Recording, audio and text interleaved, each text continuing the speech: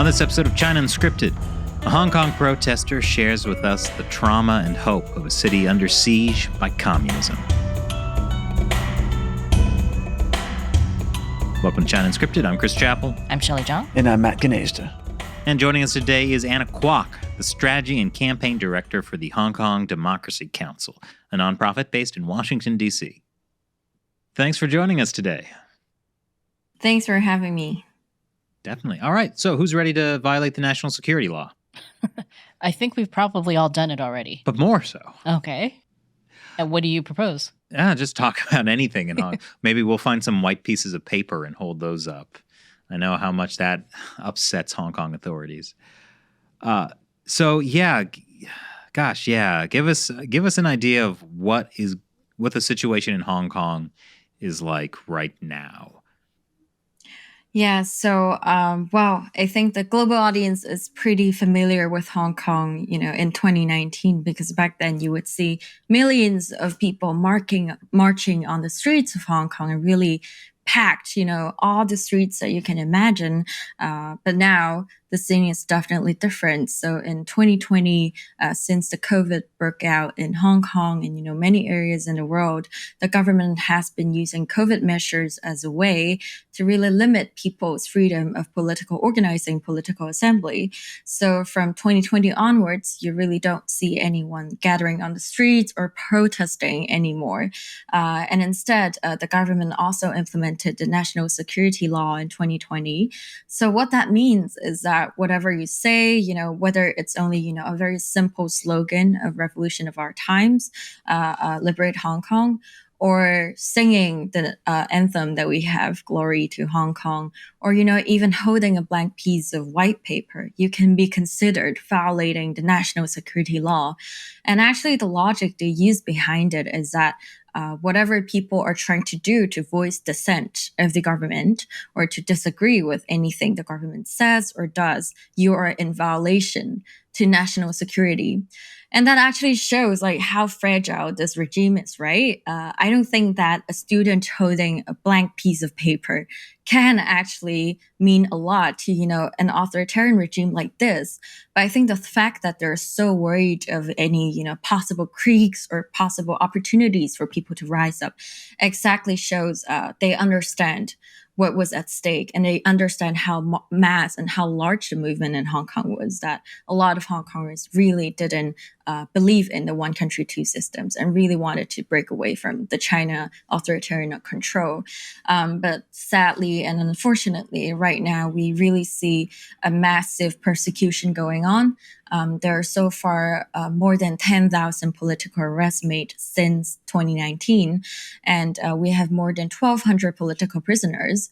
But imagine that is Hong Kong, the international global, financial city that, even the Batman movie has. And by the way, Batman is banned in Hong Kong for some weird reason.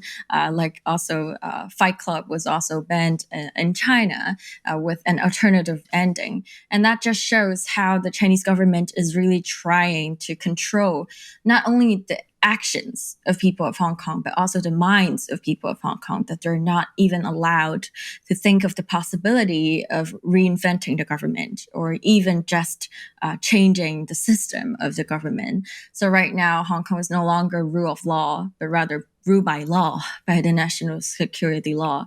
So that is the state we're in right now. And that is also why I'm currently in exile with a lot of other Hong Kongers as well. I used to be actually an anonymous protester. I was organizing online, formulating networks with Hong Kongers from around the globe. But even that is no longer allowed. And whatever I say outside of Hong Kong or do outside of Hong Kong can be in violation of the national security law. It's just, the revolution of our times thing. That just, communists are all about revolution until they get into power. And then suddenly no more revolution. I mean, the funny thing about that whole, you mentioned the Glory to Hong Kong anthem, that thing that happened recently where the rugby match in South Korea, right, where they accidentally played the Glory to Hong Kong instead of playing the Chinese national anthem, and then the Hong Kong authorities threatened to investigate whether that violated the national security law, right? So that just Because it shows technically applies to everyone on the planet, not just people in Hong Kong. It's ridiculous. It's definitely a device for transnational repression as well. Because right now, we have a lot of Hong Kongers overseas studying, working. They may not be politically active, but now they even shy away of sharing a post on Facebook because actually in Hong Kong, a Hong Konger is arrested for sharing that scene of the Glory to Hong Kong being played on the rugby field. So that just shows how ridiculous this entire thing is. And I also am quite upset that the governments from around the world hasn't done enough to hold China accountable. One of the things that recently happened is a bunch of people who used to work for Apple Daily got arrested, or they got charged under the national security law. So, how is that playing out? Yes. So, a lot of journalists, editors, and previous members of Apple Daily, including Jimmy Lai, really the man of Apple Daily, were arrested and prosecuted and charged, under national security law. And actually, during the protests, or even prior to the protests, Apple Daily has always been that kind of big news media that would say, that would voice what Hong Kongers think about the Chinese government. And I still remember growing up, actually, my father is a big fan of the Apple Daily before. And I actually learned all about, the bad news from China, the fake food or, the fake powder that was from many years ago, and including how they were very corrupted during the Sichuan earthquake, that, the government officials would actually take all the money that was supposed to go to the victims. That kind of things really changed my mind about the Chinese government. And I learned all that from the Apple Daily. So the closing down of Apple Daily is very symbolic because now we have lost that huge channel where a generation of Hong Kongers learned the truth about China from. So with the closing of Apple Daily and also the Stand News, we can see that, now Hong Kong's media space is very, very extremely limited.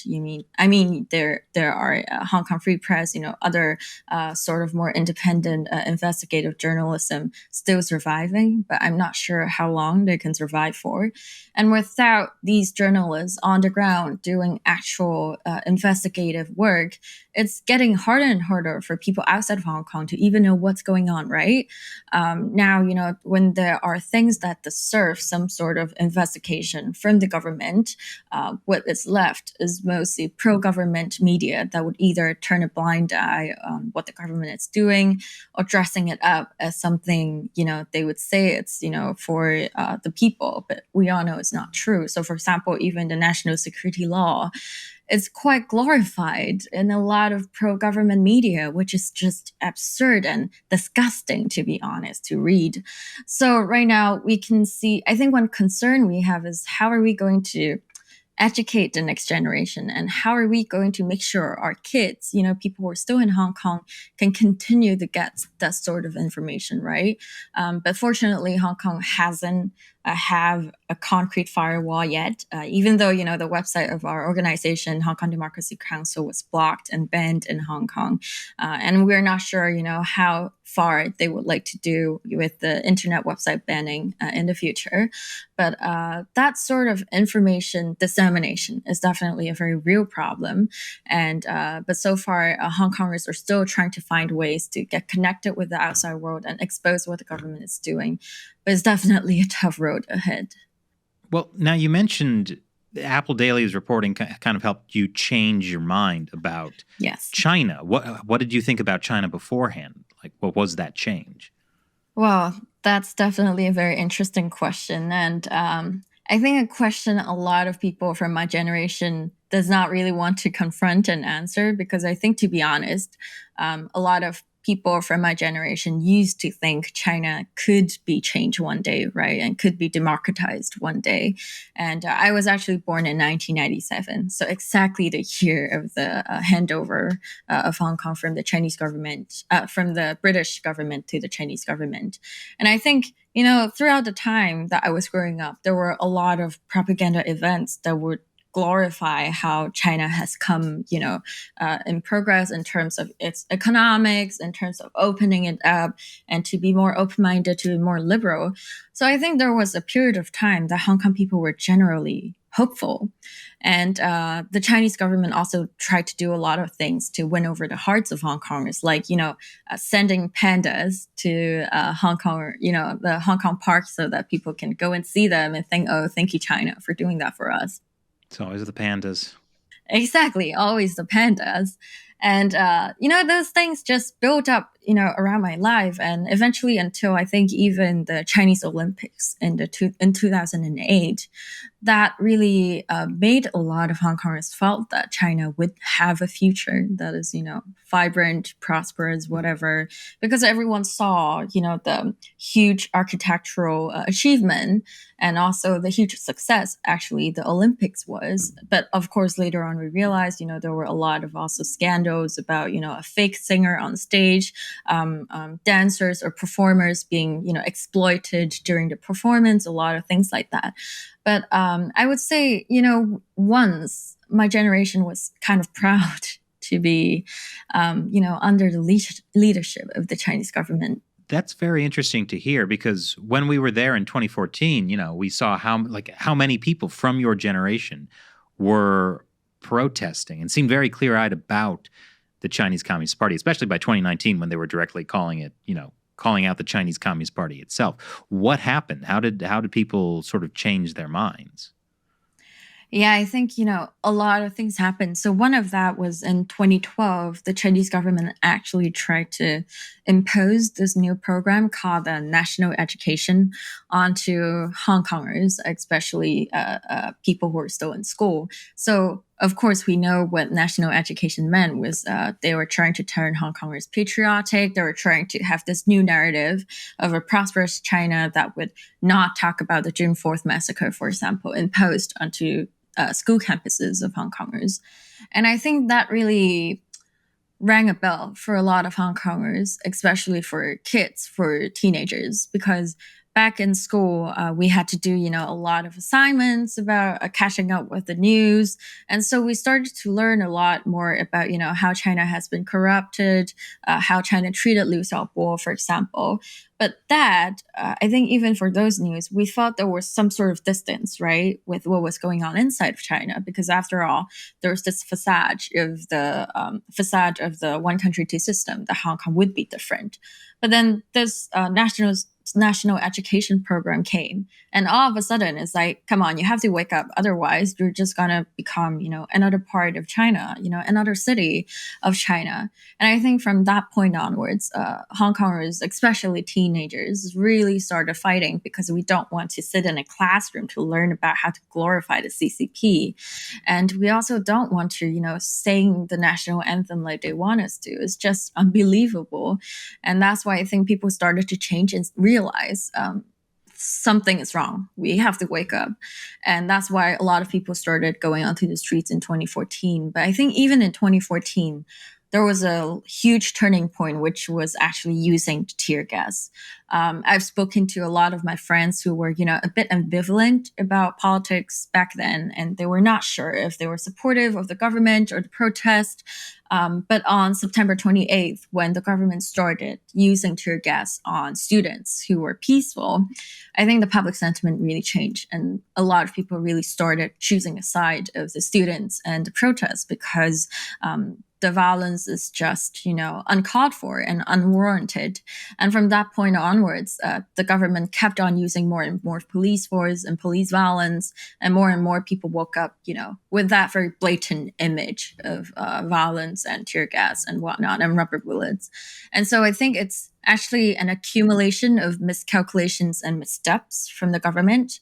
If they had not used, the national education scheme, the police violence, I'm actually fairly certain that there would still be some people in my generation that are fairly sympathetic actually to the Chinese government and would feel a connection to them.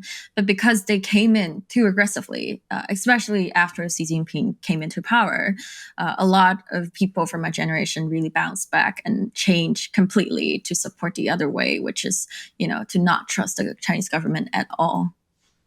It's interesting you talk about feeling like they came in very aggressively, because I remember I was in China summer of 97 visiting relatives, and there was this big push about feeling proud and patriotic that Hong Kong was finally coming back to China. Like, I remember there was a big song that was like very popular in karaoke that was about, the lyrics or something about it. In 1997, you'll return to me. Like, so it was this like big, happy family reunion type of feeling, right? And a lot of places were also playing like the Pearl of the Orient song, which was like the Hong Kong song. So it was very much like, oh, like this is like a big, happy family reunion. It seemed like when they first started, they wanted to capitalize on that kind of warm, fuzzy feeling of like, oh, the British were outsiders. There was a colonial power. Yeah. So like now we're finally together again. And then just kind of seeing that, like trying to come in with the soft power, but eventually they just couldn't keep going with that. They had to come in with the harsh, like, all right, well, now it's time for the propaganda. Now it's time for, They should have stuck with the pandas, Shelley. Yeah. Well, I mean, yeah, that is crazy. From what you're saying, it sounds like if they just hadn't done anything, they would have gotten basically everything they want. Well, but except that then they wouldn't, right? Because if they hadn't tried to push any communist policies, then they wouldn't be able to really run Hong Kong. If they're trying to do the patriotic education, like if they had just not done that. But if they didn't do that, then they wouldn't start transforming Hong Kong society. Right. And the whole point is that they wanted to transform Hong Kong to be more like they had always wanted to transform Hong Kong to be more like the rest of communist China, right?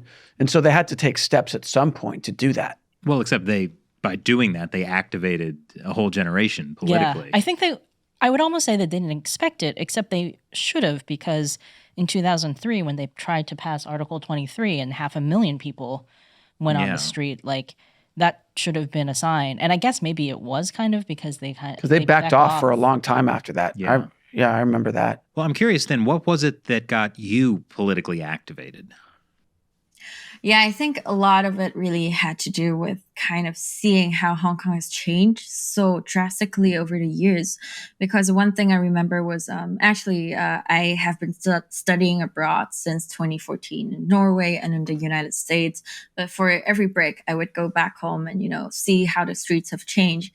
And I think, every year when I went home for a holiday, I realized I would hear more and more Mandarin on the streets. I would see more and more simplified Chinese on the billboards.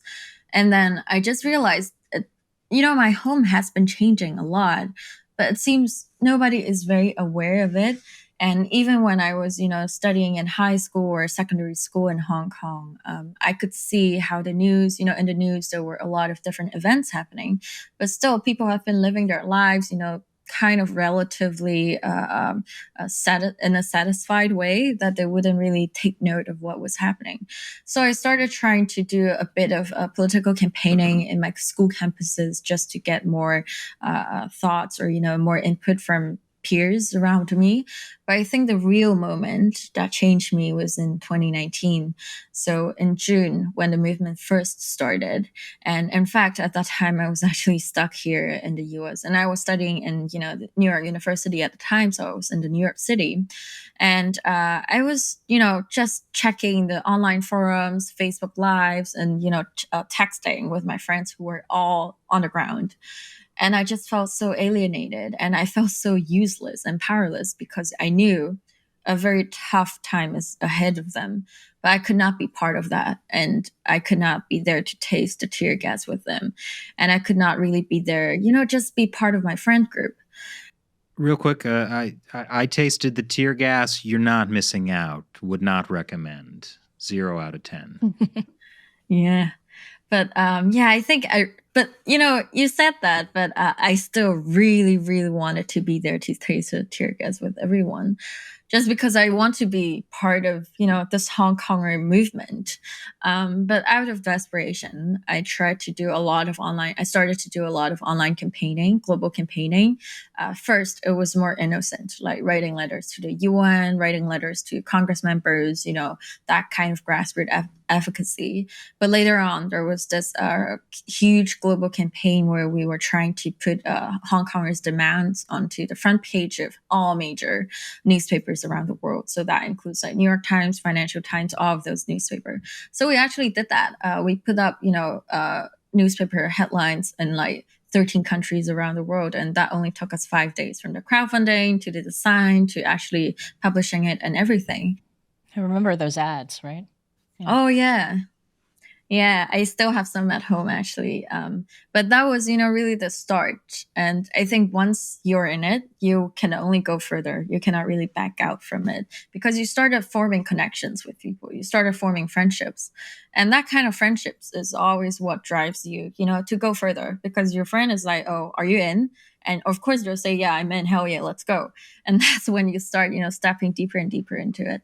And so I started helping, supporting protesters on the ground. I would have 9 different videos of the actual real-time broadcast in front of me of where the police are. And I would analyze all of their positions and then let my friends know on the ground, hey, there's going to be an ambush in front of you, so don't go forward, move backward, or move right, don't move left, some sort of things like that. So I actually felt like a surveillance officer from the CCP for a while, but that was what I did. And I also started supplying gears, protective gears to people in Hong Kong, and such. And that's when I started doing more political organizing. But after the national security law, actually, a lot of my teammates and friends got arrested back home. And I looked around and then I realized, oh my God, there's only me left. I'm actually the only person left on the team. And so I started to think what I could do more. Also, I was anonymous back then. And I did not want to risk, my life or my safety, or, I did not want to give up the freedom or possibility of going back to Hong Kong. But eventually I realized that is gone. I have to put it, I have to leave it aside. I have to focus on helping my folks. I have to focus on helping the city. And that's why I started, becoming a bit more public. I joined the Hong Kong Democracy Council to do more advocacy work. But that's basically my story. But I think also the story of many other Hong Kongers is really for the people we love, and for the city, the home that we grew up with, because it's unbearable and it's unimaginable to think that my home has become in such a state. But yeah, that's kind of the story and the gist of how I got here.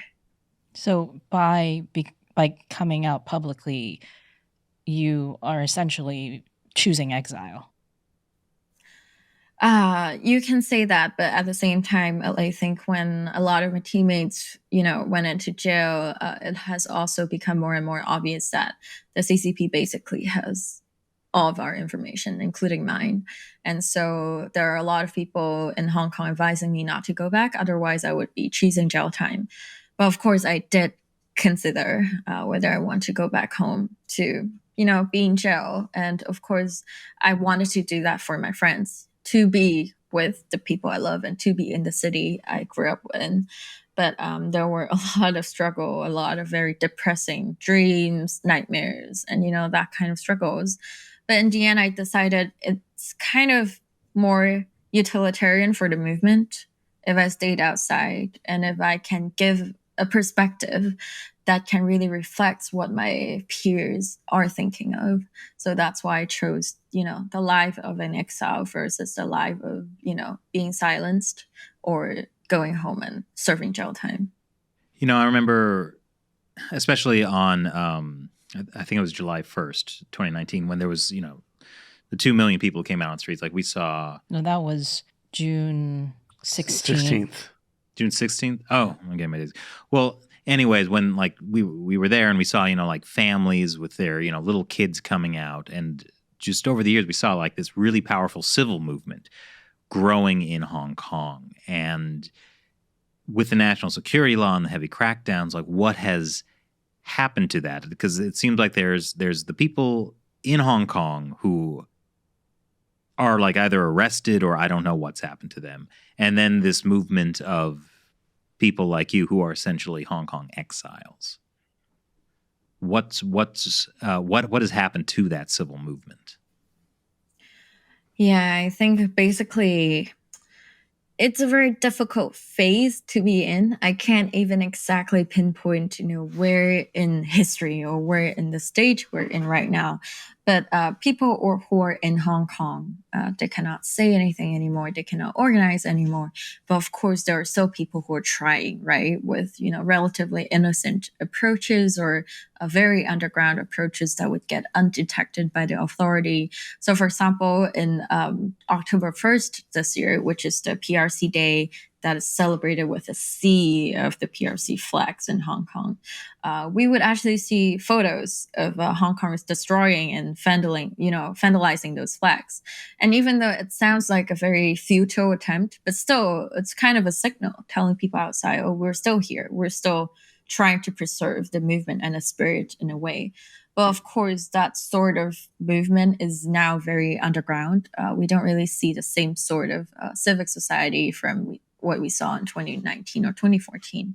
And for those who are outside, I think there are people who are just trying to settle down right now because objectively, we have all gone through a very traumatic period and people have to get used to a new country, which is really not easy to do. And it's very hard for people to find, a new way of living that really can settle not only themselves, but their family.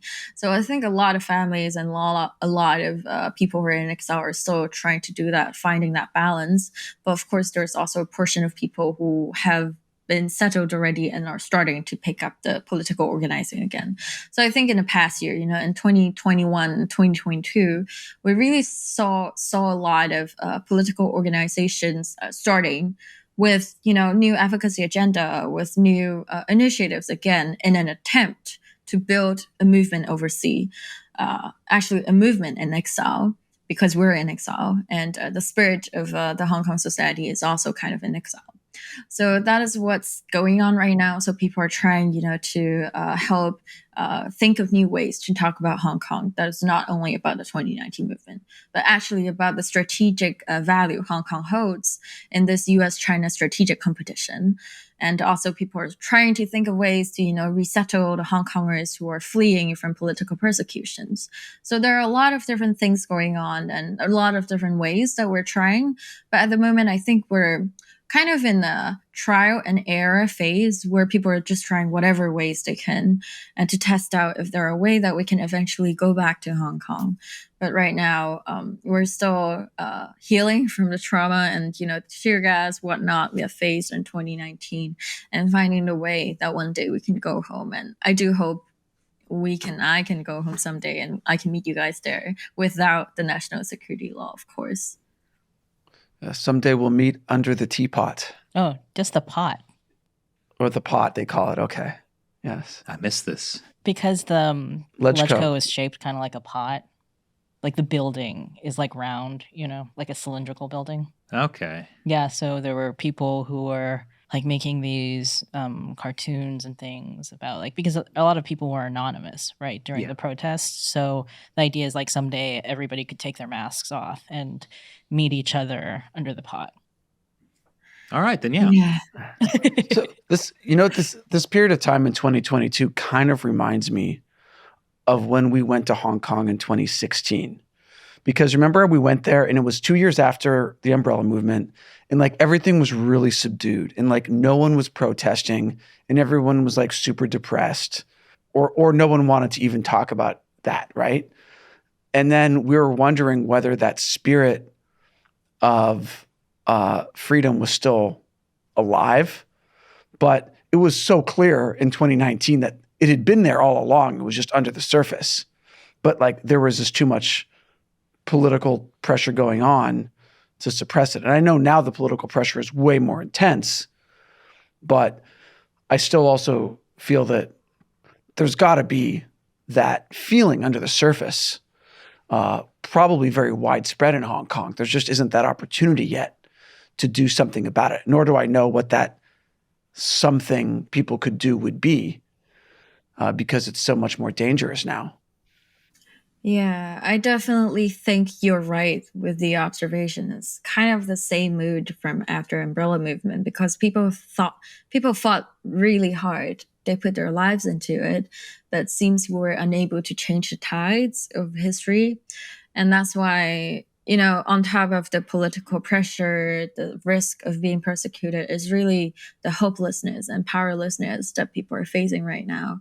And I think one thing that the CCP is extremely good at is to destroy the trust among people. And we're also seeing that right now. And I think that having that trust we built in 2019, the very, very genuine bonding being destroyed is what hurts people the most. Because, back in 2019, the mood of the society was everyone trusts each other. I was organizing with, the Anonymous Network. We did not even know of each other's names or faces. A lot of people actually thought I was a guy for some reason. And my Anonymous profile was under a name called Random. So nobody knew who I was technically, but they trusted me with their lives, and I trusted them with my life as well. But I think after 2019 and 2020, when people started getting, persecuted, then there would be scandals or talks around, who ratcheted out who, who's the betrayer of the group, that kind of talks going around. And that's when you see that kind of trust no longer exists. Now, when people are talking to me, when they're anonymous, or when, I'm talking to someone I don't know, we all have to make sure, okay, this is someone who's trustworthy. We can, someone can vouch for them, that kind of spirit. So it really changed dramatically. But again, I think what you said was right, is that is the trauma and the depression from the movement, but it's going to heal. And eventually, I really believe we're going to see the city being alive with the spirit of freedom and with the yearning of freedom again. But of course, right now, people who are in Hong Kong cannot really say much or do much unless they have decided they can go to prison. But otherwise, even, letters coming out from prison, we can see very encouraging message and courageous spirits from people. But I think it's really a moment for everyone to let it sink in, to really think about what the hell happened. I think a lot of people are still digesting that. It's crazy. Yeah. Sometimes I wake up and I'm like, oh, I can't go back to Hong Kong. Like, I'm still trying to rationalize it and trying to understand what is going on. But I think we're just trying to get by, day by day and see what is going on and how we can best really pave the path back home. Well, so I think, I'm remembering this woman I met in the 2014 Umbrella Movement at the Admiralty protest site, and she was in her 40s, probably. And I think a lot of the face of the protest movement were students, like teenagers or people in their early 20s. But we had a lot of people tell us is that even the older people is that they never dreamed that Hong Kong could have that kind of society where people took care of each other. And I remember how thrilled and happy she was about this whole idea that her entire life she had felt that Hong Kong was kind of a cold place where a lot of people just cared about making money. And then to see this kind of protest movement blossom on the streets where she felt here is finally a community where people get together and, they take care of each other. Yeah, it brought out the best in people. And I think that is a very hard thing to kill, even with all of the terrible persecution and trauma that's happened to Hong Kong in the years since that. I think it's very hard to kind of kill that feeling in a person once they've experienced it for themselves and once they felt kind of empowered by that. Doesn't mean the Communist Party's not going to try. Yeah, that's true. So how is the Hong Kong Democracy Council kind of dealing with this? Everyone is recovering from the trauma of it. There is the damage to the trust. What is the way forward? Yeah, so that's a very essential question that we are still grappling with. But the Hong Kong Democracy Council actually started in 2019 as more an advocacy-focused organization. So its establishment was mostly to pass legislations on the Hill, because back then there was an entire movement in Hong Kong, right? And the HADC was more like an arm to help push some sort of agenda and some sort of wish of Hong Kongers abroad. But now with the movement in exile, we have to reimagine what HADC is like. So in the past year, we've actually expanded our work into, not only work on advocacy, but also diaspora building and research production. And for diaspora building, specifically, it's exactly about building that trust and that coherence among our peers from the society. So actually, a few months ago, we organized the Hong Kong Summit, where we have over 100 Hong Konger community members come together to Washington, D.C. for a 3-day conference. And it was quite a heartwarming scene, because it's my first time since 2020 to have that many Hong Kongers together in a room to talk about a movement together and to talk about what we can do together. And even though these people, we have been working together since 2019, but actually a lot of us have not really met each other in person. So that day was like a huge internet friends meeting, or some sort of Tinder meeting, or everyone was on a blind date that people were just saying, oh, hi, you are like this person I've been speaking to for 3 years. They found out you're not a man. Yeah, I'm not exactly.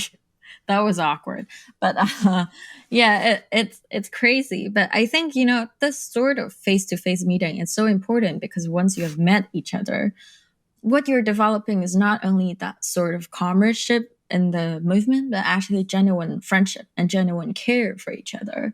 And so in that conference and that summit, we also talked about, how the movement should be structured going forward, or how Hong Kongers in the US, what we can do, what we can collaborate on together, to really try to keep the movement alive. So some things that we're thought of is to have, more town hall meetings of Hong Kongers, to, have collaborative campaigns, for example, on the HAETO, the Hong Kong Economic and Trade Offices in the US, that is de facto, the Hong Kong embassy, and they do a lot of propaganda stuff here in the US, to have that sort of campaigns to wage against the Hong Kong government. So recently there was this global financial summit in Hong Kong organized by the Hong Kong government. And what they wanted to do was they invited a lot of CEOs from Citibank, Morgan Stanley, this sort of the most well-known international finance institutions to Hong Kong, and they would share a stage with John Lee to talk about, how Hong Kong was a great city for business, how business is back. So the Hong Kongers in the United States reacted with a campaign that we tried to pressure these CEOs from attending that summit, because what they do is actually given credibility to John Lee, right? And that is not something we want to see for sure. But of course, people inside of Hong Kong do not have the freedom or liberty to say that. But we, as Hong Kongers outside, as Hong Kongers in the United States, we can actually campaign around it. So we, HADC published a report on, all these companies. And then we also had a joint letter. And eventually the CECC on Congress actually published a statement of how these CEOs should not attend the summit. And right after that, we started seeing, 5 CEOs consecutively dropping out of the summit. And they were using, excuses like they got tested for COVID, or weather concern because there was a typhoon in Hong Kong. But that typhoon was not, even that strong. And Hong Kong always has a lot of typhoon, but Hong Kong is able to weather through it. So they were using very blatant excuses that we know is actually succumbing to public pressure to not attend the summit anymore. So these are some things that we're still trying to do. And hopefully with more campaigns and projects like this that can include more Hong Kongers, we can create that momentum again and let people feel like they are doing something and they're not as powerless as they think. Because I think that idea of powerlessness is really very detrimental to what each person can do. And once they think that they can actually make changes, everyone can be mobilized. Everyone can give their 100%. And that's what we're trying to build here, a political diaspora that is able to mobilize itself, sustain itself, and push itself forward, together in this movement to make sure we see more changes ahead of us. You mentioned in your speech at the Oslo Freedom Forum that there was a period of time where you felt that even though you were physically free in the US, that you felt like you were still mentally imprisoned by the Chinese Communist Party. Could you talk a little bit about that and how you broke out of that? Yeah, for sure. So actually, that was during the period where I had to decide whether I wanted to stay anonymous or whether I wanted to come forward, as an advocate for Hong Kong.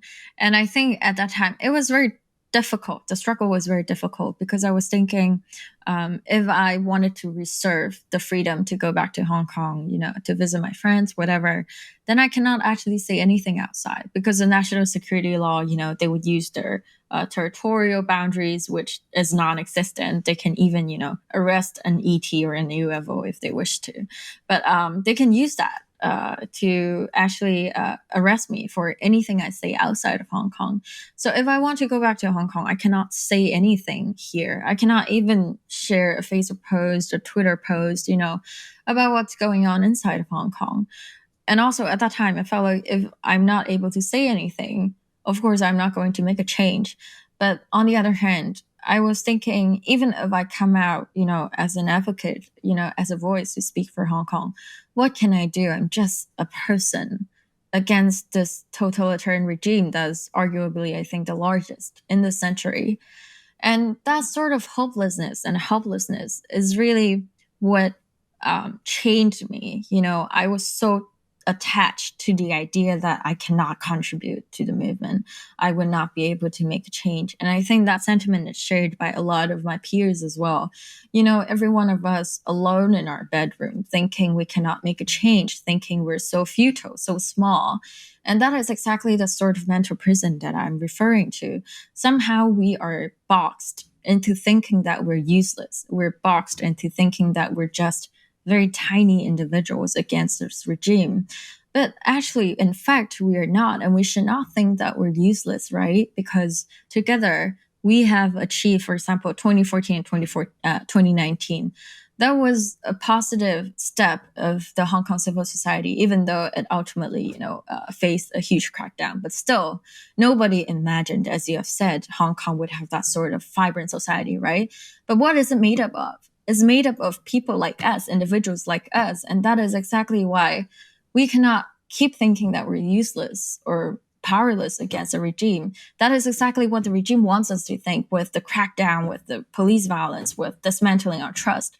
And that is why I think, for us to actually achieve any changes in this movement, we have to first remember we're not useless, we're not powerless. Everyone can find their role, everyone can find their use and their contribution in this movement. And only with this sort of flexibility, imagination, then you can start actually seeing there are a lot of possibilities ahead of us. Of course, failure is one of the possibilities, but also there's also victory, there's also liberation.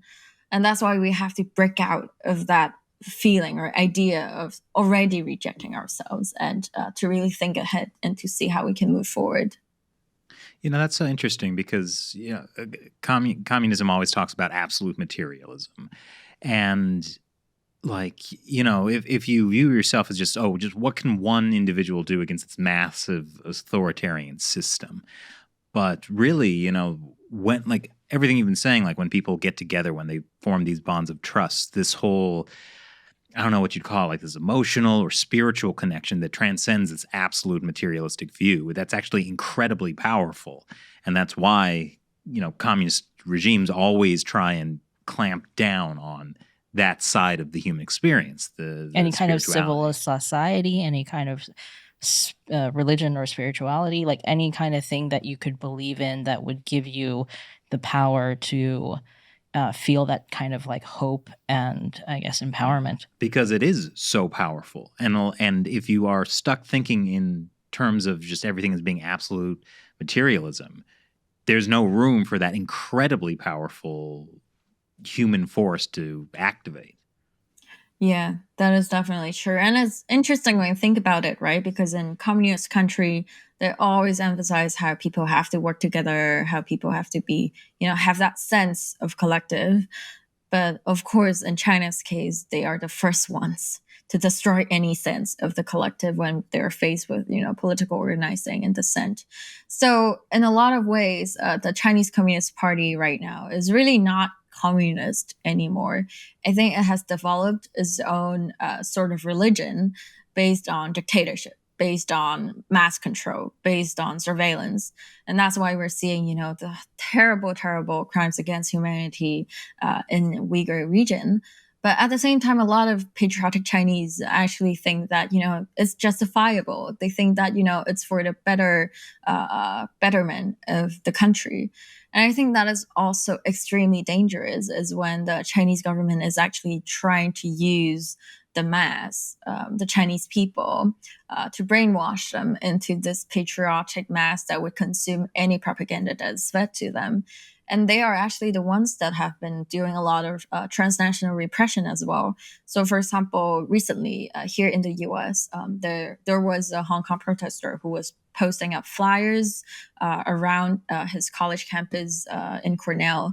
And when he was pasting up the flyers, there was, a Chinese student following him around and started, saying things to him in Mandarin. And all of a sudden, that Chinese student came up and pushed our Hong Kong protester onto the ground. And of course, this Chinese student, he is actually, very diehard patriotic of the Chinese government. He believes in whatever the parties say. But of course, he's not affiliated with the state or anything. We don't think that is the case, but he truly thinks he's acting for his government righteously. And that is very dangerous. Imagine if, everyone is brainwashed by the CCP and thinks that way. It can really do a lot of destruction to the civil society we're trying to build and the freedom we're trying to build right now. It reminds me of that case was it Manchester in the UK, where there was that protest outside the Chinese consulate, and then the consulate authorities dragged in a protester and started beating him up inside the grounds of the consulate. And then later the consul general of that consulate defended himself to Sky News by saying that oh, well, I was doing the right thing by, I was defending my country. And the reporter was like, you were pulling this guy's hair. And he's like, yeah, I think that was justified. It was just this kind of insane rhetoric that yes, it is my duty as a patriotic Chinese person to pull the hair of this Hong Kong protester. That is how I show I love my country. That's beautiful. It's unbelievable. I think right now it's almost like a war on storytelling at the same time, because the Chinese government is really good at fabricating stories and, finding the way that can sensationalize whatever that is happening outside to feed to its audience, so that, the people in China, the people who consume Chinese state media, including sometimes even Americans, I see some Americans who are extremely supportive of the CCP for I don't know what reason, but they would really support that sort of rhetoric the Chinese government has been putting out. So the CCP is actually great. I have to say that they are really good at making that sort of story, kind of like replicating the Cultural Revolution as well, is making good stories that would turn the mass into their strongest supporters.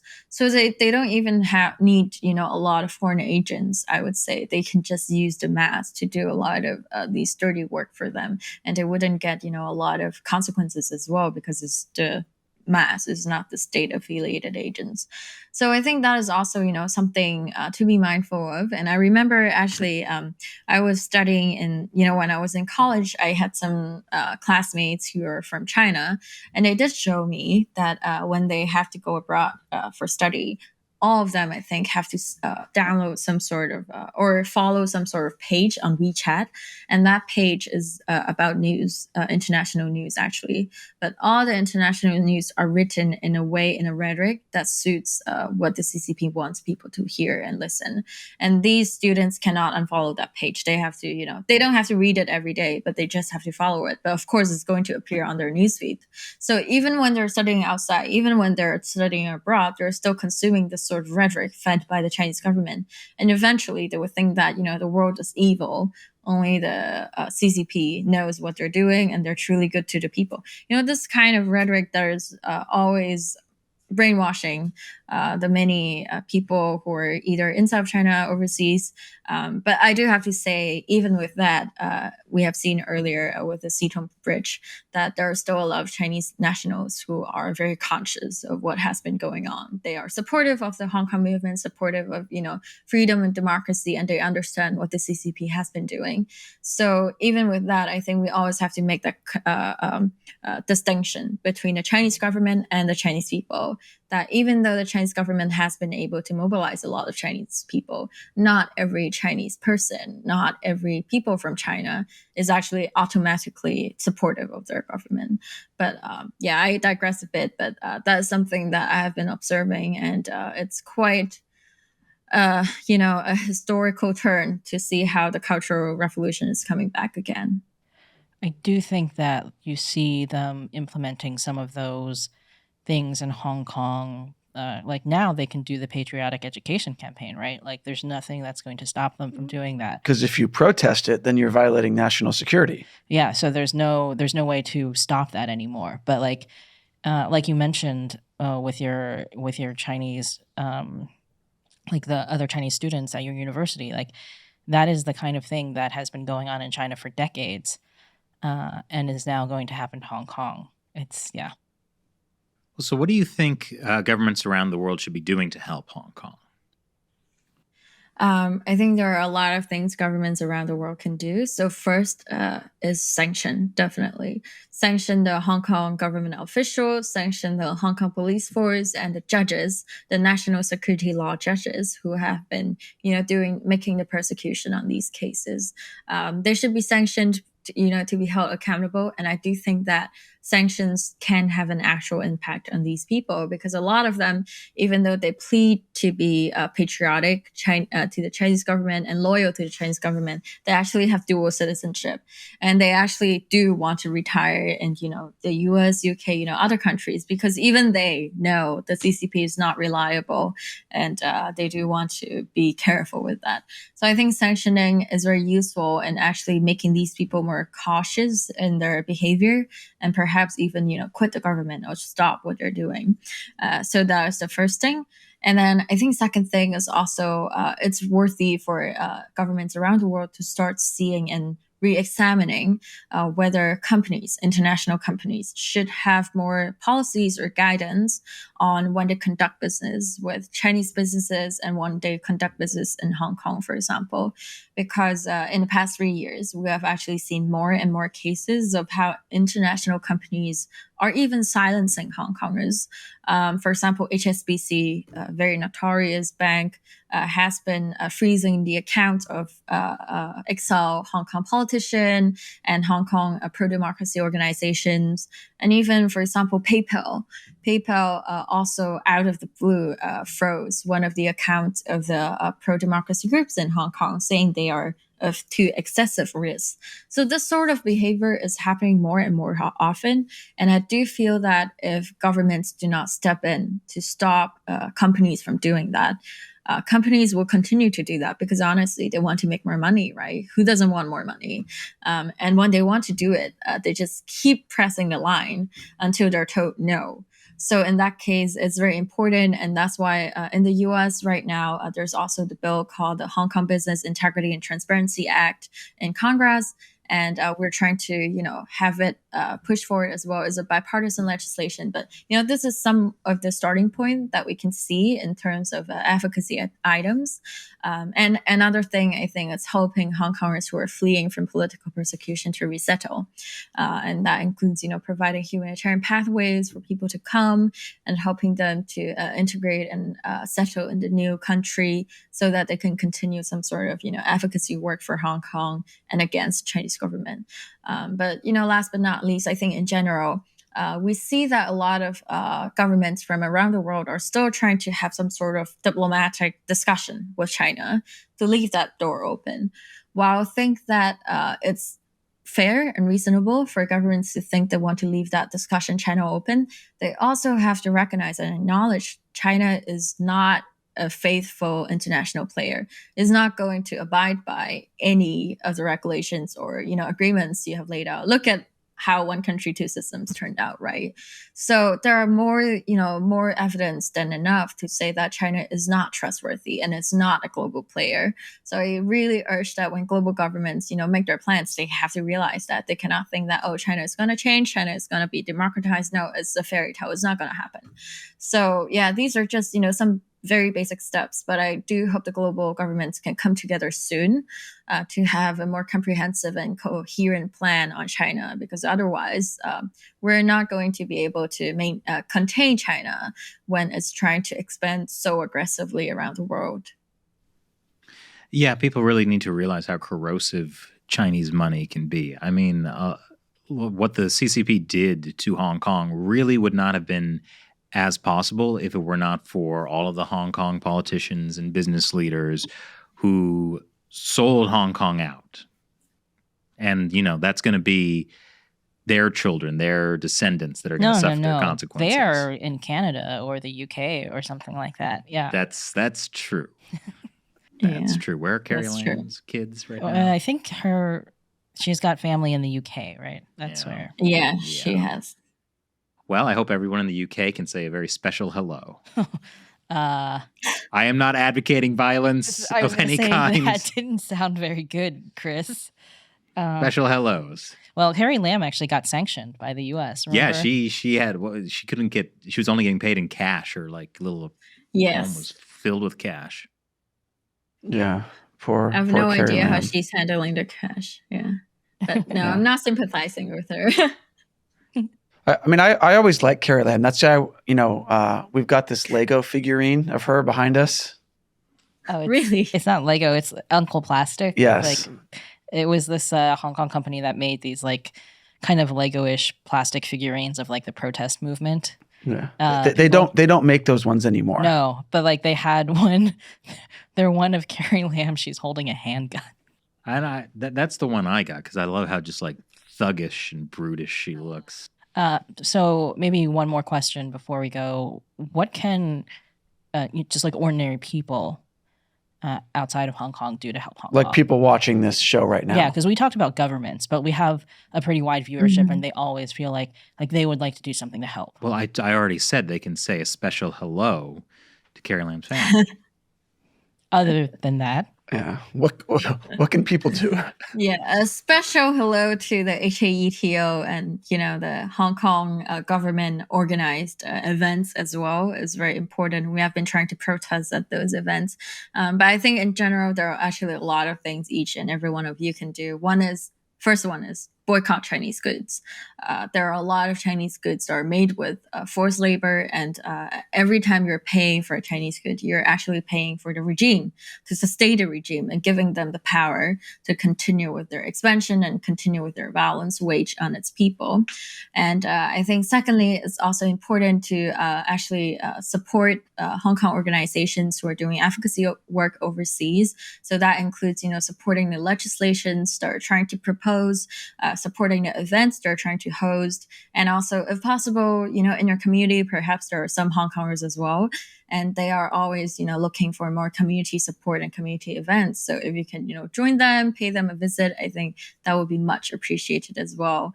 And I think last but not least is really to keep an eye out for Hong Kong and see, how Hong Kong is becoming, because I do believe one day it has huge implications to, global affairs and events around you. It's not only about Hong Kong. It's never only about Hong Kong.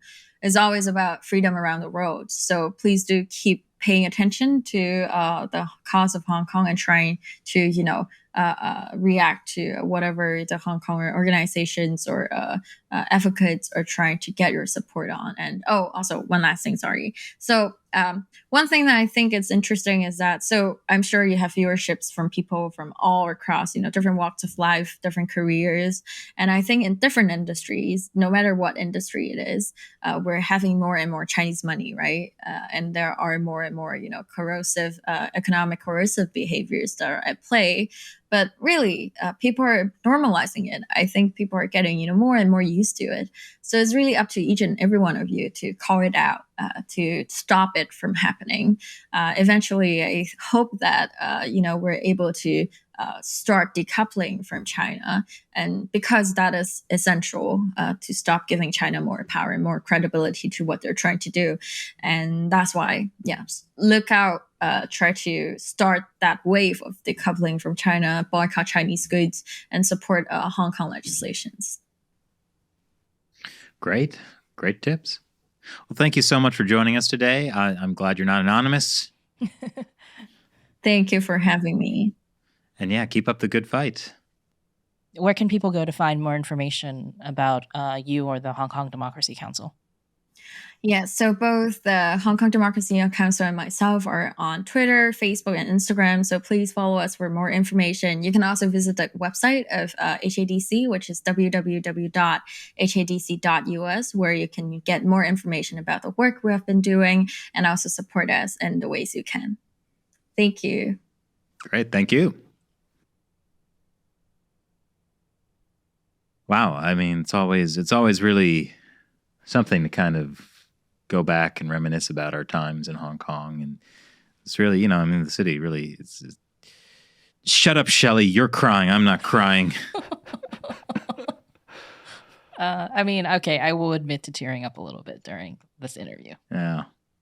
I really only teared up during the protest when I didn't have my mask on. That's where you went with it.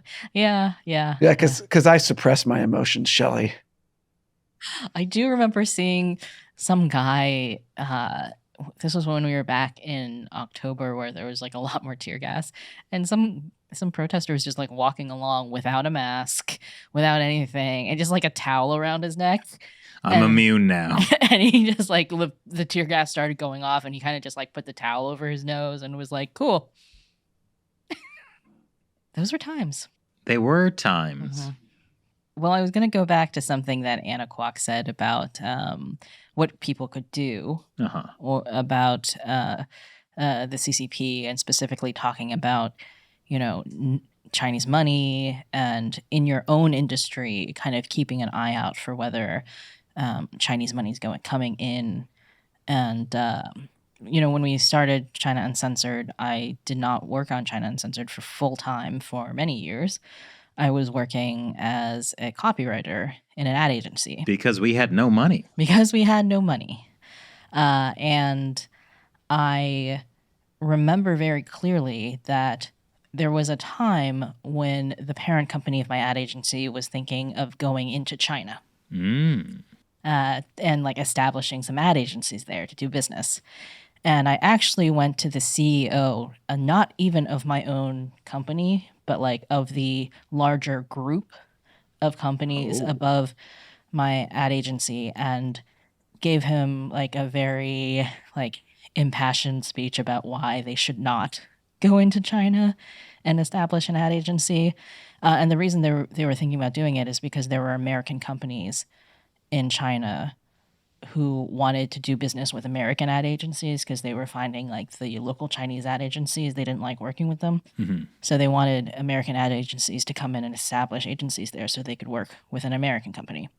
And I was explaining to him many reasons why they should not go into China. Also, this was healthcare related, pharmaceuticals related. So I was telling him about, everything from like the pharmaceutical scams and the vaccine, the things that were happening in China where it was like fake vaccines and like all of these quality control issues, and how it could be very dangerous for a company to go into China and get involved if they didn't know what they were getting into. And in the end, the group of ad agencies that my agency was part of did not go into China.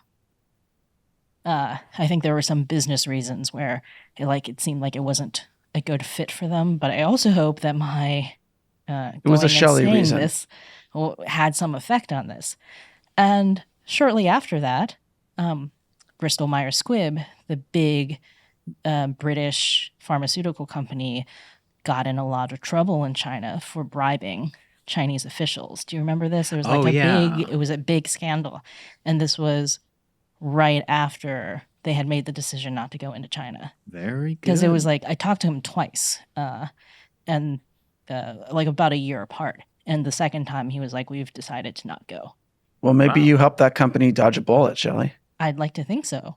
But that's my point, that like, even if you feel like you're not, a decision maker, Yeah. Wherever you are, you Yeah. can tell people about the Chinese Communist Party, because there are still plenty of people who don't know. hmm And yeah, that's a really big way to make that kind of change. Yeah. It's again, like, the connections people make is what can really change things.